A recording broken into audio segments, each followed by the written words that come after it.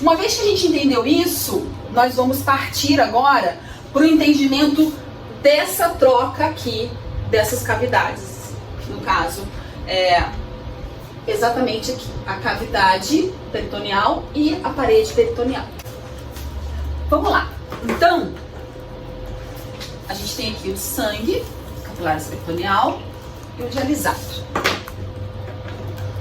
Nesse processo aqui,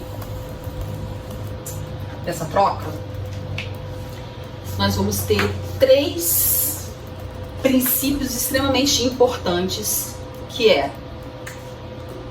difusão, vou botar aqui, a difusão, a ultrafiltração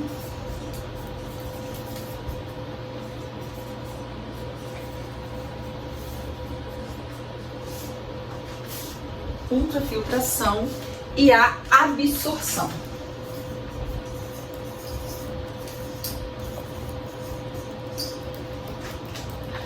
O que são esses 3 princípios básicos da diálise peritoneal? A difusão é o que acontece do capilar para a cavidade abdominal, levando os solutos, no caso aqui, urêmicos, né? Então vai sempre no sentido, essa difusão ela vai sempre no sentido dos capilares para a cavidade abdominal, levando os solutos urêmicos, ok? E em direção contrária da cavidade abdominal para os capilares, a gente tem a glicose, lactato e outros componentes mais que possuímos dentro do nosso líquido de diálise, bicarbonato. Esse aqui é o processo de difusão. Gente, por que que é importante a gente entender esse processo aqui da difusão? Porque assim como a gente retira das células dos capilares peritoneal, que no caso é o nosso sangue circulante, a gente tira os solutos urêmicos, a gente também consegue colocar para dentro alguns outros solutos, compostos, que às vezes nós precisamos regularizar num paciente que está com alguma deficiência renal, que de certa forma influencia diretamente nesses outros componentes, como que é o que a gente chama de distúrbio eletrolítico, né? Como a glicose, lactato, bicarbonato e outras coisas mais, ok?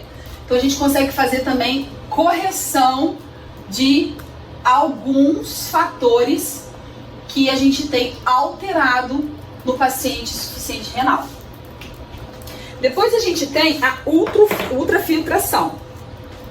A difusão, ela ocorre do gradiente de maior concentração para menor concentração, ok? A ultrafiltração, ela acontece de ambos os lados, porque na verdade a gente tem um certo equilíbrio, tá? Isso acontece por gradiente osmótico.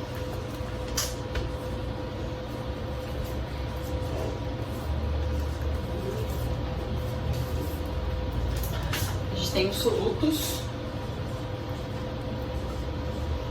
diferentes concentrações. Ok? Então, gente, a difusão é o processo que a gente tem, onde os solutos vão para a cavidade abdominal, sempre nesse sentido, e no sentido contrário, glicose, lactato, bicarbonato e outros compostos mais, onde a gente pode usar, através da diálise peritoneal, a regularização de todo um sistema que pode estar desequilibrado. Ultrafiltração é o que a gente chama do equilíbrio, né? Pode correr tanto de um lado para o outro, porque na verdade o gradiente osmótico que interfere nessa ultrafiltração, tentando normalizar aqui o que você tem de concentração nos capilares, o que você tem de concentração na cavidade abdominal. E o último fator, que é a absorção, a absorção ela acontece de forma extremamente importante também no procedimento da diálise, Porque é aqui que a gente acaba tendo uma hidratação.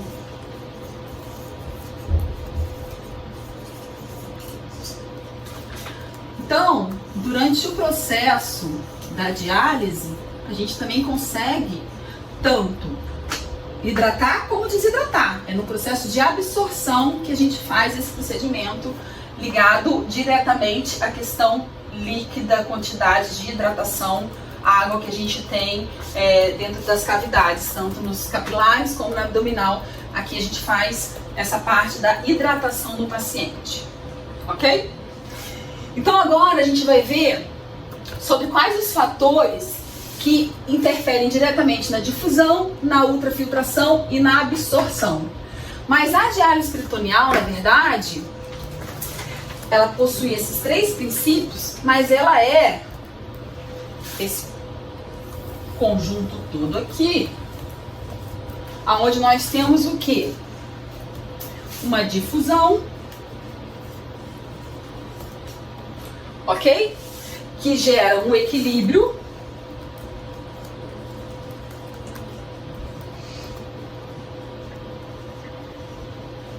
eletrolítico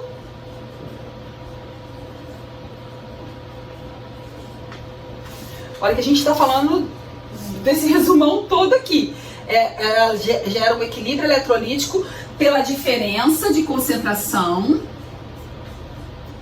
que você encontra nas duas cavidades, de ambos os lados.